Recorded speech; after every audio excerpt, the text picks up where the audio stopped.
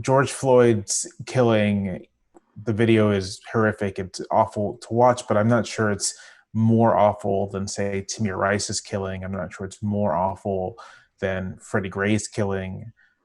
There have been events like this over the last 4 years, obviously, that have not sparked this kind of outrage. And so it does kind of raise this question of why now, what's specific to this. And I think you could probably write an entire book on this. I'm sure there are books as we speak being written on just why now. But if I could posit a few things, the first, I think, has to be just the pandemic. People are inside, people are scared, they are frustrated.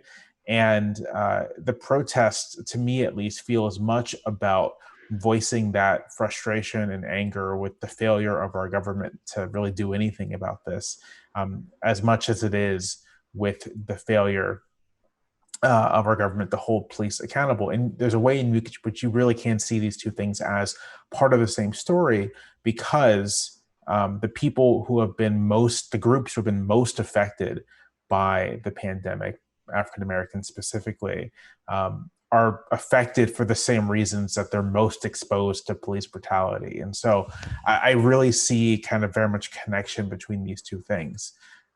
Beyond the immediate moment, I think we just have to look at the politics of the past few years, especially among white Americans and white Americans who identify as liberal or vote for the Democratic Party. There has been this sea change in racial attitudes. I was just looking at polling yesterday, and in 2016, something like 40% of all white Americans supported Black Lives Matter. Today, it's 60%. And the bulk of that shift has been among white liberals. Why that's happened, there's probably a bunch of explanations for that as well. But I think the extent to which it has happened is why, when you look at the composition of these protests, you aren't just seeing African Americans, you're seeing sort of these big multiracial gatherings.